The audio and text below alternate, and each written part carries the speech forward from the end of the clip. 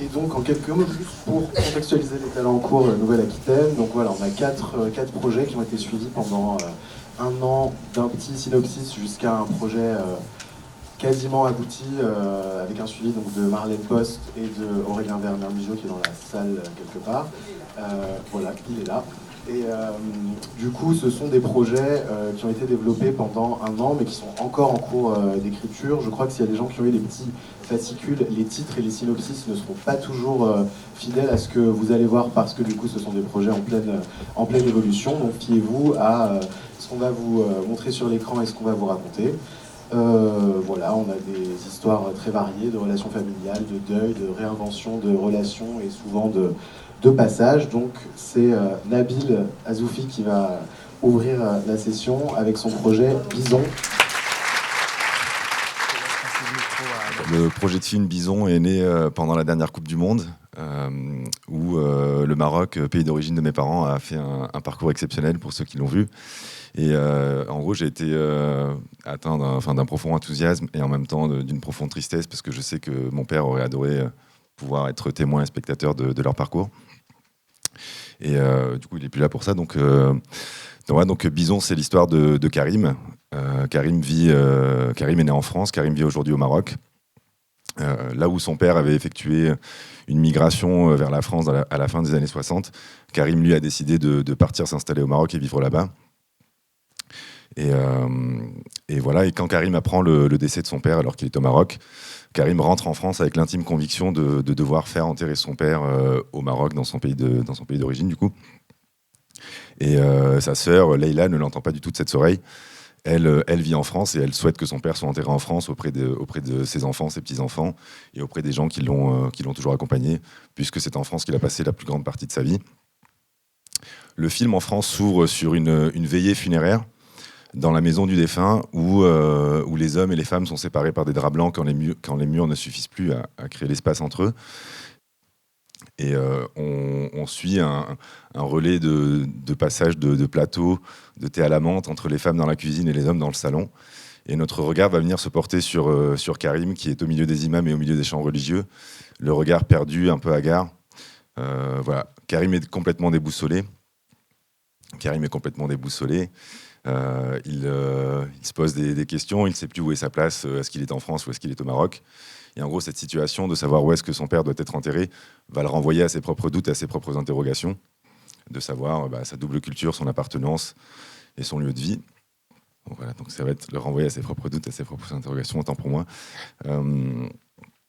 Du coup, Karim est à cran, Karim est un peu déboussolé, et au fur et à mesure que le film va avancer, Karim va s'apaiser. Et cette relation qu'il a avec sa sœur va s'apaiser au fur et à mesure qu'il va comprendre un petit peu que la place de son père était en France, en tout cas pour la fin de sa vie. Et la scène du cimetière est assez représentative. Enfin, une scène qui est assez représentative de ce que je veux faire dans mon film, c'est la scène du cimetière où on comprend un petit peu pourquoi son père est enterré ici. En fait, on voit tous les gens du village qui l'entourent. C'est les dernières personnes qui l'accompagnent, des gens de toute communauté, entourés de sa famille. Et Karim va du coup réaliser que sa place était enfin ici et accepter un peu plus le deuil, et en tout cas apaiser son cœur et son esprit. Au-delà de toute la charge émotionnelle que Karim doit absorber, Karim doit aussi absorber tout ce qui est démarche administrative. Et c'est toutes ces choses qui font qu'il est un peu à cran, un peu en manque de repères, puisque c'est la première fois que ça lui arrive. Et donc, du coup, voilà. Donc Karim arrive en France un peu à cran, et il va, au fur et à mesure du film, s'apaiser et se détendre jusqu'à accepter tout ça. Aujourd'hui, le film tient lieu et place dans un petit village des Landes. C'est là que j'ai envie de tourner mon film. Un village qui s'appelle La Bouère. J'ai envie de tourner ce film dans les Landes et à La Bouère parce que c'est un village qui a une particularité ultra cosmopolite. Il y a une quarantaine de nationalités différentes pour à peine 3000 habitants. Et c'est cette France-là que j'ai envie de représenter, puisque là, on a souvent l'image de la diversité dans la ville ou dans la banlieue. Et moi, celle que je connais comme diversité, c'est celle de la ruralité. Et donc, c'est à travers ça que j'ai envie de montrer mon film. Et voilà. Du coup, voilà. Au niveau au niveau de mes intentions de réalisation, au niveau de ce que je projette comme image de film, je sais que je suis proche j'ai envie d'avoir une image assez documentaire, assez brute, presque tournée en pellicule, pour un peu témoigner de ce qui est vraiment la France telle qu'on l'a. Enfin, on connaît tous la ruralité, mais là, on est encore dans une autre forme de ruralité, donc j'ai vraiment envie de dégager ça à travers mes images. Et au niveau de la prise de réalisation, je sais que je suis. Aujourd'hui, j'ai envie de capturer en fait l'état émotionnel de Karim. C'est ça qui m'intéresse. C'est comment autour de la question de savoir où son père sera enterré, cristalliser ce moment-là en le suivant de près, caméra embarquée, caméra à l'épaule. Et au fur et à mesure que le film avance et qu'on accepte le deuil, et qu'on accepte ce choix d'enterrer son père en France, la caméra va se poser un petit peu, s'ouvrir et laisser entrer les personnages extérieurs, se poser, se fixer, se figer un petit peu plus. Et voilà, aujourd'hui, je suis une version de continuité dialoguée qui n'est pas encore tout à fait finie. Je suis encore dans la phase d'écriture. Et mon objectif, c'est avant la fin de l'été, pouvoir avoir une version dialoguée pour aller chercher une aide au fonds régional, parce que la seule chose dont je suis sûr dans mon projet, c'est que j'ai envie de le tourner dans mon village, à la Bouère. Et voilà, donc merci beaucoup. Merci Nabil. Est-ce que vous avez des questions sur Bison ? Je ne vois pas trop la salle, mais... Oui. Alors, il y a un micro qui passe. Ouais, je vous ai entendu. Bison, c'est simple. En fait, le titre, c'est un peu Karim, c'est un peu son état émotionnel. Les bisons, c'est un animal qui peut vivre seul ou en groupe, qui d'apparence est extrêmement apaisé et à la moindre contrariété, à la moindre provocation, peut complètement vriller et s'exciter sur ce qu'il a autour de lui. Donc voilà, pour moi, c'est vraiment l'état émotionnel de Karim. C'est quelqu'un qui est très apaisé et qui, à tout moment, peut exploser en plein vol. Est-ce qu'il n'y a pas une scène dans le film qui se rapporte à ça ? Oui, dans le film, il y a une séquence, par exemple, où Karim, perdu quand il n'arrive plus à dormir, atteint d'insomnie, il sera dans sa maison en train de zapper à la télé, et puis un documentaire sur les bisons, et puis voilà, la projection de tout ça. Je crois qu'il y avait quelqu'un qui avait le micro. Oui. Bonjour, bravo pour ta présentation. Moi, j'avais une question. En fait, tu dis que le film, il est du coup sur la manière dont il va dépasser, dont il va s'apaiser, en fait. Et je voulais savoir comment, en fait, qu'est-ce que tu as... Comment il va s'apaiser ou comment... Bah ouais, en fait, qu'est-ce qui va se passer pour qu'il passe d'un moment triste à un moment d'apaisement. Enfin, à la fin de ton film, il est apaisé, c'est ça ? Complètement. Ouais. En gros, Karim, il vit au Maroc. Il est un peu déconnecté de la réalité de ce petit village, même s'il le connaît, qu'il a toujours vécu. Mais il est un peu dépassé du fait de ne pas avoir pu dire à son père peut-être les dernières choses qu'il aurait aimé lui dire et tout ça. Et du coup, il rentre en France un peu à cran et avec cette idée de « Ok, papa doit rentrer au Maroc parce que c'est là où il est né, etc. » Et en fait, au fur et à mesure qu'on va avancer dans le dialogue et dans les récits avec sa sœur, avec son entourage, Karim va comprendre que finalement, la place de son père, elle n'est pas tant au Maroc, elle est plus en France. Et du coup c'est comme ça. C'est en réalisant en acceptant que son père doit être enterré ici, qu'il va finir par juste s'apaiser.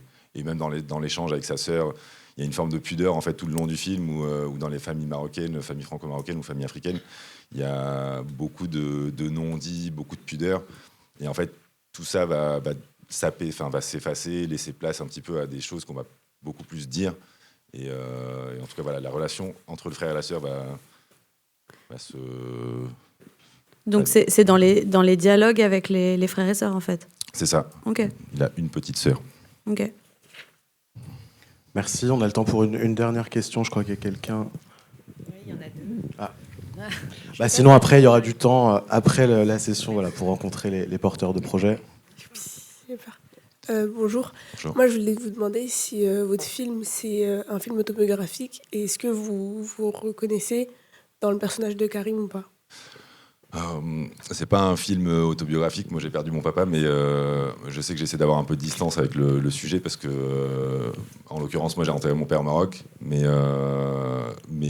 donc il y a une forme d'autobiographie là-dedans, mais j'essaie d'avoir un maximum de distance pour pas être profondément touché, ému quand je vous parle. Voilà, j'essaie de me tenir à distance. Merci Nabil Merci à vous. d'avoir partagé ça avec nous. Et donc maintenant, c'est Mathias Butet qui va venir nous parler de son projet C'en est fini d'Alfred. Alors, bonjour. Moi, je m'appelle Mathias, donc, comme Hakim vient de le dire. Et même si je n'ai pas encore de producteur ou de productrice, j'ai la chance d'être déjà payé pour écrire, puisque je suis réceptionniste de nuit à Bruxelles. Et que durant mes longues nuits de garde, où je dois ouvrir, refermer la grille, j'ai pu écrire des histoires, et notamment celles que je vais vous raconter aujourd'hui. Alors avant d'arriver à Bruxelles, il a fallu quitter Auger, mon petit village des Deux-Sèvres de 900 habitants, qui comprend mes parents et mes amis. Ce départ et cette nouvelle vie de jeune adulte à Bruxelles s'est traduite par beaucoup d'enthousiasme, mais aussi un peu de mélancolie. Et cette mélancolie-là, c'est Antonin, la vingtaine, qui l'a traduit dans mon film. Antonin, on le découvre dans un bar, très tard la nuit, accoudé au comptoir, seul. Et Antonin vient de quitter la soirée de départ de Laura, son ancien amour, qui part vivre pour le Brésil. Il n'arrive pas à accepter que leur relation soit désormais amicale, ça le rend triste, il n'est pas à l'aise avec ça.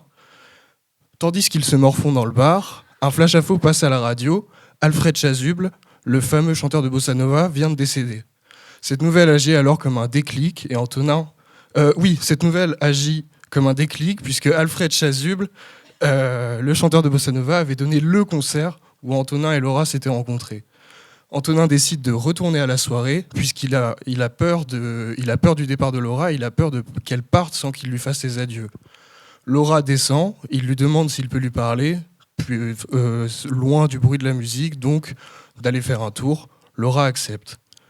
Les deux anciens amoureux vont alors s'introduire dans un parc qui leur est familier puisque c'est le parc de leur rencontre et là où a eu lieu le dit concert.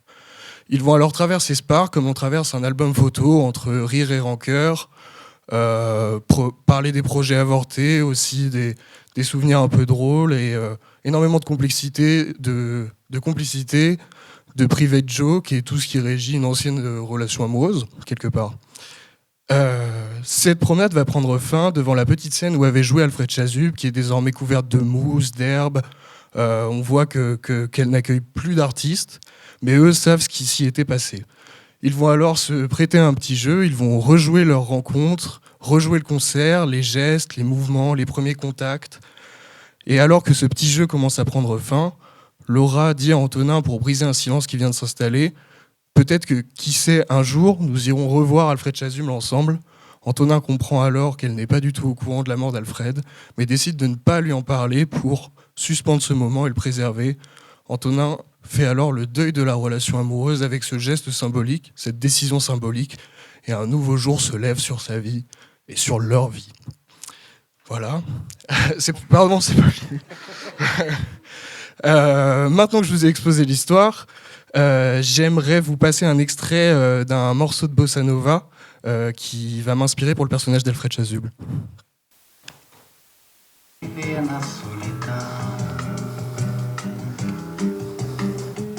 Na dor cruel de uma paixão. Donc, cet extrait, c'est un extrait d'une chanson de Joao Gilberto qui s'appelle Triste, qui est dans l'album Amoroso. Et pourquoi j'ai choisi la bossa nova pour englober mes personnages dans la bulle dans laquelle ils vont être ensemble dans le parc? C'est parce que c'est une musique qui traduit pour moi ce sentiment dont je vous parlais au début, d'enthousiasme et de mélancolie aussi. Et donc, c'est un peu ce qu'on ressent, ce côté un peu doux, amer, quand on quitte quelqu'un sans vraiment de conflit, mais qu'on doit le faire, puisque soit il y a un départ, soit on n'est plus bien ensemble, tout simplement. Et vis-à-vis du choix de ne pas mettre, par exemple, Joao Gilberto, mais de créer de toute pièce Alfred Chasuble, l'artiste fictif, c'est pour justement faire une réalité propre à mes personnages et les englober encore plus dans ce moment, cette tranche de vie à laquelle on va assister. J'imagine un grain très feutré, un début de matin bleuté où à 7 heures le parc leur appartient. et l'on suit tout simplement leurs échanges et on comprend aussi cette relation à travers les souvenirs qu'ils évoquent. À cette heure-ci, j'ai un traitement, un début de scène dialoguée, et j'ai la chance de pouvoir faire la musique d'Alfred Chasuble avec mes amis, même mon colocataire, puisqu'on fait de la musique ensemble, et eux font aussi de la prise de son sur des courts-métrages. Mais évidemment, il n'y a pas que le son dans un court-métrage, donc c'est aussi pour ça que je suis là ici. Et voilà, merci de m'avoir écouté. Merci Mathias. Est-ce que vous avez des questions pour Mathias? Élodie a le micro en main. Oui, bonjour. Je voulais en savoir plus sur le personnage de Laura. Oui. Puisque j'ai bien compris qu'on suivait Antonin, mais qu'on parle quand même d'une rupture et quel est, elle, son ressenti par rapport à tout ça, parce que ça a l'air... ils ont l'air tous les deux sur la même longueur d'onde par rapport à la fin de leur relation, et je voulais un peu en savoir plus. Est-ce que c'est vraiment le cas, ou est-ce qu'il y en a un qui bataille plus avec, ou voilà. Ben justement, c'est une très bonne question. En fait, moi, j'aimerais justement jouer sur ce côté doux, amer. Et en fait, les dialogues et le tour du parc vont servir à la proposition pour justement nous donner des pistes sur qui a un peu plus de rancœur, qui se défend un peu plus en mode non, mais c'est toi. Enfin, en fait, c'est pour ça que quand je dis rire et rancœur, c'est que ça va pas seulement être ok, on est raccord sur le fait qu'on n'est plus ensemble et tout. Ils vont se reprocher des trucs. Va y avoir des moments où peut-être Laura va avancer plus loin dans le parc pendant qu'Antonin fumera une cigarette. Il y aura des moments. En fait, le parc est vraiment. C'est une tranche de vie condensée, mais c'est littéralement une relation amoureuse qui fait le tour d'un parc. Merci. Je suis pas sûr de celle-là. Est-ce qu'on a une autre question pour Mathias? Oui. Bonjour.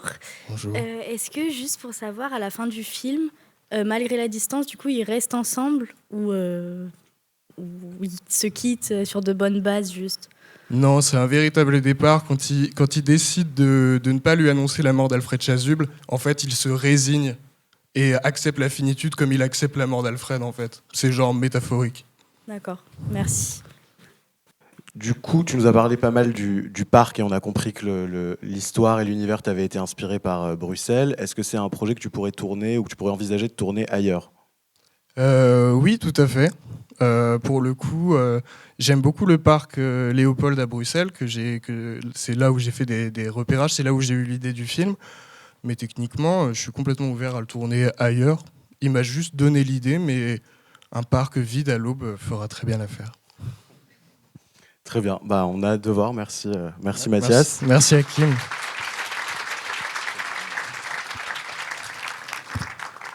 Et donc le projet suivant est porté par Maëlle Robert Pavula, qui ne peut pas être avec nous aujourd'hui parce qu'elle passe le deuxième tour de la FEMIS. Donc on pense fort à elle et on lui envoie plein de bonnes ondes. Mais voilà, Maëlle a pris le soin de nous enregistrer une petite vidéo pour nous présenter son court-métrage « Comme un bruit sourd ».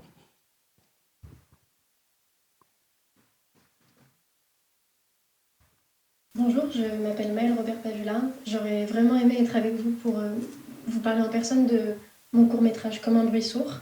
Mais j'espère que cette petite vidéo vous donnera un avant-goût de mon projet. Marion n'a pas encore 30 ans. Elle est adossée à sa voiture et elle observe un chantier de rénovation d'une vieille église. Elle a les yeux rivés sur l'échafaudage des soudeurs. Elle y voit son père, Bruno. Elle l'attend car elle est venue lui déposer une vieille machine à laver qu'elle n'utilise plus. Bruno est soudeur sur des chantiers. Il a transmis cet artisanat à sa fille, qui, elle, en a fait autre chose. Elle est devenue artiste soudeuse. Elle a quitté sa petite ville pour une plus grande ville, et là-bas, elle est bien installée. En attendant son père, Marion reçoit plusieurs messages de Sophie, la galeriste qui expose son travail prochainement. Sophie l'informe que la structure majeure de l'exposition s'est cassée durant le transport, et elle demande à Marion de revenir en toute urgence pour réparer la structure. Les retrouvailles de Marion et Bruno sont chaleureuses, cela fait plusieurs mois qu'ils ne se sont pas vus. Et Marion se joint à son père et à l'équipe des ouvriers pour fêter l'anniversaire de Corinne, la DRH. Au bar, Marion constate l'aisance de Bruno dans ce groupe-là. Elle trouve qu'il rayonne. Parmi eux, il y a Steve, ancien camarade de classe de Marion, qu'elle ne reconnaît pas tout de suite tant son visage a vieilli et s'est durci à cause de son travail. En rentrant, Marion et Bruno tentent de soulever la machine à laver, de la sortir et de la rentrer à l'intérieur de la maison. Bruno se fait mal et il laisse alors découvrir une ceinture de dos, une sorte de ceinture de maintien. Marion s'inquiète alors que Bruno est arrêté pour plusieurs semaines. Impossible pour lui de revenir travailler sur le chantier. Corinne l'informe alors qu'elle va devoir embaucher quelqu'un et que cela signifie qu'il va partir en retraite anticipée. Bruno est furieux et Marion, qui a tout entendu depuis la porte et sans vraiment comprendre son propre élan, s'entend se proposer pour le remplacer. Marion n'a plus le choix et elle disparaît sous la tenue de sécurité des soudeurs du chantier. Elle se confronte alors à un milieu professionnel qui abîme les corps. Elle n'est pas habituée à travailler en hauteur et son corps est mis à rude épreuve entre la dureté du travail et le vacarme incessant du chantier. Marion est prise en étau entre faire ce qu'elle pense être son devoir et rentrer et réparer cette structure dont la soudure est cassée. Elle observe son père, sa démarche, ses cicatrices, son corps qui est désormais maintenu par cette ceinture. Et elle prend acte au fur et à mesure de ce qui les a séparés, de ce qui les sépare et du fossé qui s'est construit. Marion finira par se brûler l'avant-bras. Elle s'avouera vaincue et in extremis, elle rentrera sauver son exposition, laissant son père se rétablir seul. Marion se pose une question qui l'agite depuis des années. Peut-on sauver ses parents, sa famille, et doit-on le faire? Peut-on les sauver de la fatigue, de la douleur, mais aussi de la cruauté des politiques du travail?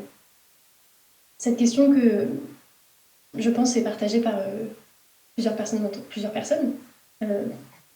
d'entre nous, est au cœur des motivations du personnage. Cela permet de comprendre la nécessité de ses décisions, mais aussi son urgence. Pour ce film, j'ai un désir d'authenticité qui m'attire vers une démarche quasi documentaire. J'envisage de travailler avec des acteurs et des actrices non professionnels, surtout pour l'espace du chantier. Dans cet espace-là, les sons et les bruits sont des éléments majeurs et essentiels dans le traitement des scènes. Ils donnent la couleur au film et, à vrai dire, ils en sont son empreinte sonore qui, j'espère, laissera une trace dans le corps des spectateurs et des spectatrices. Mais à cet endroit, dans le film, il y a aussi la soudure, qui est une place que j'aimerais occuper pour faire une exploration formelle plus poussée. Effectivement, les étincelles, la lumière orange, bleue et blanche, et ainsi que le bruit du travail travaillé, du métal travaillé, sont des matières qui nourrissent le film, et c'est là que résident mes envies de mise en scène les plus fortes. Finalement, je porte ce projet avec la résidence talent en cours de la région Nouvelle-Aquitaine depuis juin 2022. J'arrive au terme de plusieurs sessions de travail et je cherche un producteur ou une productrice qui voudrait m'accompagner dans le suivi du développement. Merci beaucoup de m'avoir écouté et très bonne journée à vous.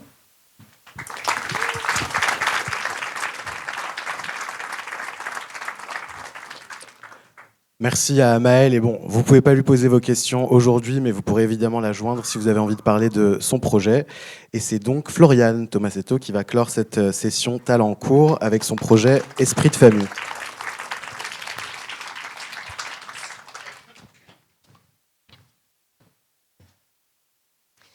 Bonjour. J'ai été adoptée à l'âge de 4 ans. Et en 2012, j'ai ressenti le besoin et la nécessité de retourner en Haïti pour rechercher ma famille biologique et mes racines. Pour m'accompagner dans cette démarche, j'ai aussi recherché des témoignages de personnes qui auraient fait la même chose que moi, pour savoir un peu à quelle sauce j'allais être mangée. Et j'ai été assez déçue de ne trouver qu'un seul témoignage d'une personne qui avait été adoptée. Tous les autres étaient faits par des parents adoptants.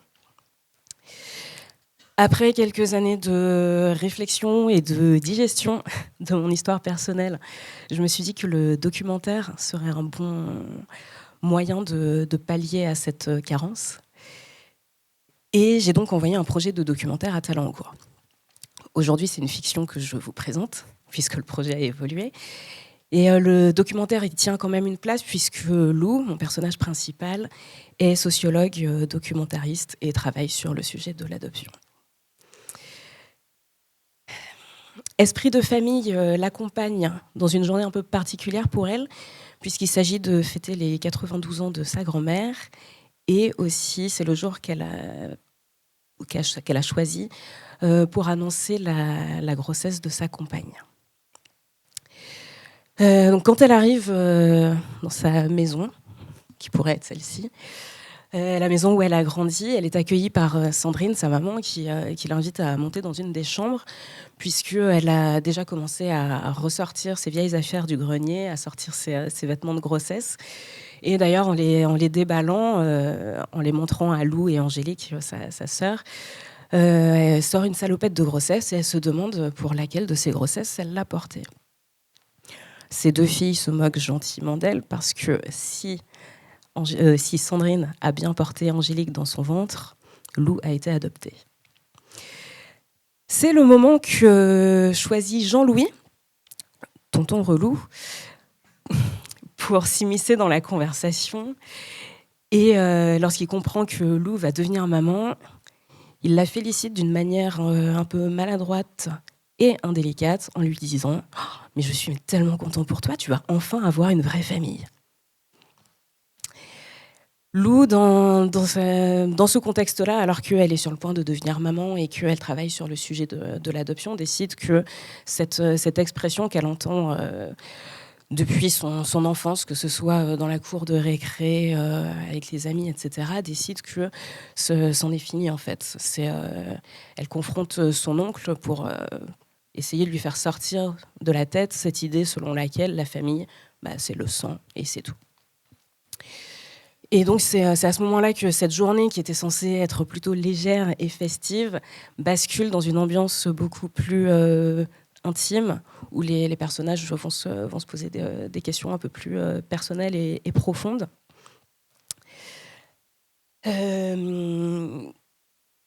Donc ça va passer du rire aux larmes, quelques cris, comme dans toutes ces réunions familiales où on arrive enfin à se dire les choses.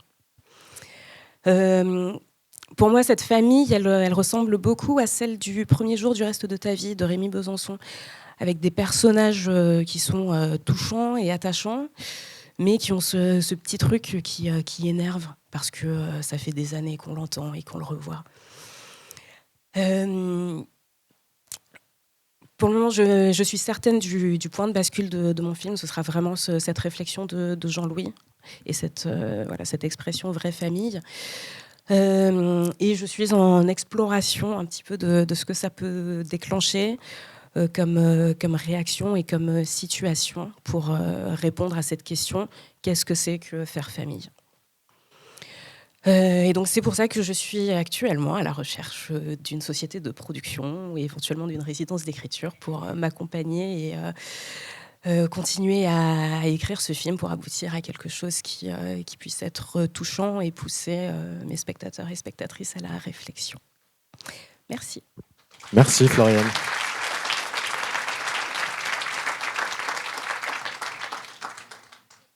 Est-ce qu'on a des questions pour Floriane ? Bonjour. Bonjour. C'est un beau sujet, ambitieux, Merci. Risqué peut-être. Question un peu personnelle, pardon. Vous avez fait cette démarche justement pour retrouver vos parents. Vous les avez retrouvés ? Oui. Oui. Oui, je les ai retrouvés. J'ai retrouvé donc mon père, ma mère et mes 11 frères et sœurs. 11 frères et sœurs. D'accord. Et donc dans ce film, c'est vraiment cet esprit de famille que vous allez décortiquer. Vous parlez de sang tout à l'heure en disant une vraie famille, c'est pas forcément le sang, effectivement. C'est comme ça que vous avez ressenti, vous, quand vous avez été adopté, cet esprit de famille qui fait que peu importe d'où on vient, si on est aimé, ça suffit sans doute. C'est exactement ça, en fait. C'est quelle que soit en fait la manière dont on a créé sa famille. Je pense qu'on continue tout au long de sa vie à la créer. Je pense que les amitiés, au bout d'un moment, peuvent faire une partie des personnes qu'on considère comme sa famille. Et je pense que, par exemple, le mariage, ça marche un peu comme l'adoption, parce que c'est un bout de papier qu'on signe.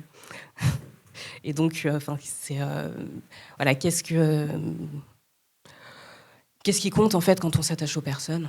Je pense que le sang, oui, ça peut jouer. C'est ça que vous voulez représenter en fait, c'est ça que vous voulez montrer. Ouais.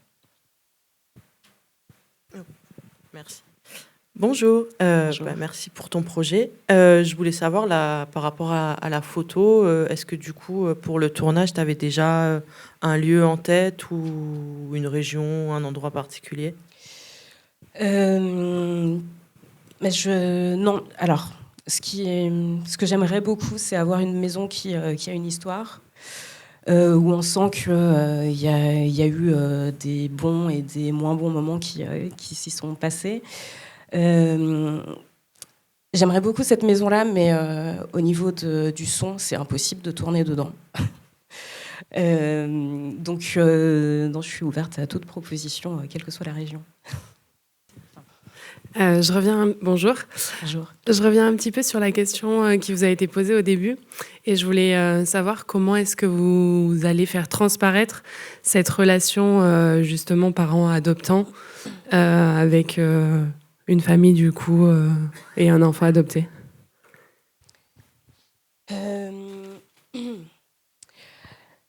Je pense que quand on passe beaucoup de temps avec des personnes, en fait, on finit par leur ressembler. Il y a un certain mimétisme qui s'installe. Et donc, il pourrait y avoir des manières de parler qui sont similaires, des manières de se tenir. Donc, ce serait plutôt dans la finesse et le détail, en fait, que ça transparaîtrait. Il y a pas de... je vais pas mettre deux personnages qui se ressemblent énormément pour faire Lou et Sandrine, mais effectivement, il y aura peut-être des couleurs aussi qui pourraient revenir sur les personnages. Et est-ce qu'il y a une confrontation, du coup, avec Jean-Louis ou peut-être quelqu'un qui ne comprend pas cette relation-là? C'est tout le cœur du film, justement, effectivement. C'est comme je disais, cette expression tu vas avoir une vraie famille, c'est ce qui va démarrer Lou, en fait. Et tout ce qu'elle n'a pas réussi à dire pendant des années, c'est ce jour-là qu'elle va réussir à le faire sortir. Merci. Merci Floriane. Et voilà, moi je voulais féliciter nos 4 pitchers de Talent en cours qui ont travaillé dur depuis mardi après-midi pour vous présenter leur projet. Et ils sont évidemment disponibles pour vous rencontrer après les sessions de pitch. Merci et à tout à l'heure.